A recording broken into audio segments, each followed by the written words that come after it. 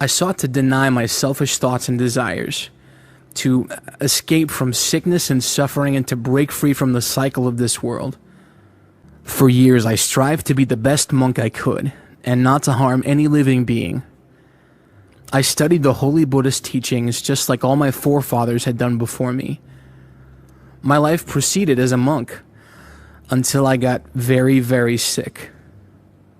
I was in Mandalay at the time and had to be taken to the hospital for treatment.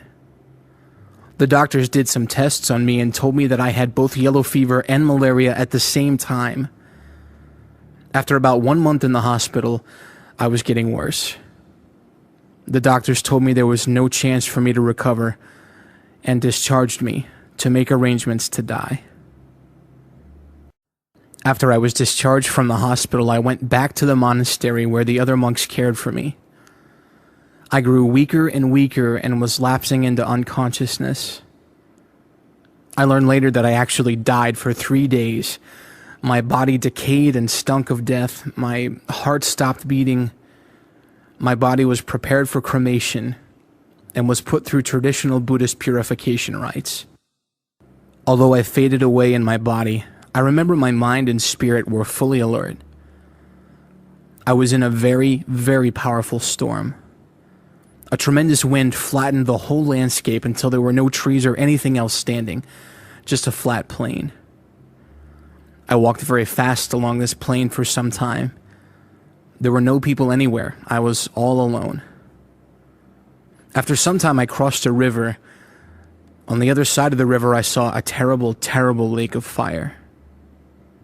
In Buddhism, we do not have a concept of a place like this. At first, I was confused and I didn't know it was hell until I saw a demon.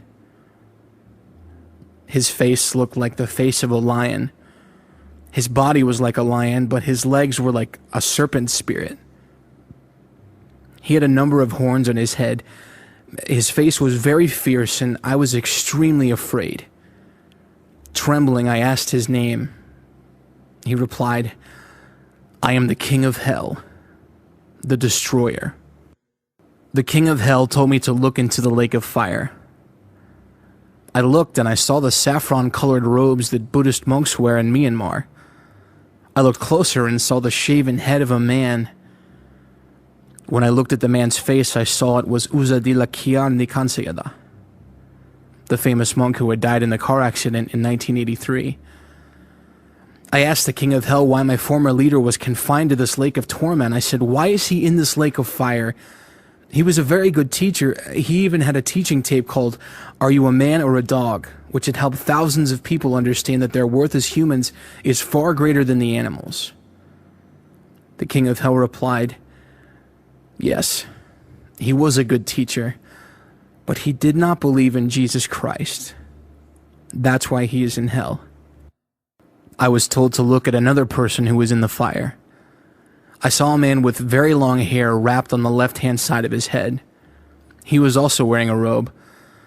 I asked the King of Hell, "Who is this man?" He replied, "This is the one you worship, Gautama, Buddha." I was very disturbed to see Gautama in hell. I protested, "Gautama had good ethics and good moral character. Why is he suffering in this lake of fire?" The King of Hell answered me, "It doesn't matter how good he was. He is in this place because he did not believe in the eternal God." I then saw another man who looked like he was wearing a soldier's uniform. He had a large wound on his chest. I asked, "Who is this man?" The King of Hell said, "This is Aung San, the revolutionary leader of Myanmar." I was told, "Aung San is here because he persecuted and killed Christians, but mostly because he didn't believe in Jesus Christ."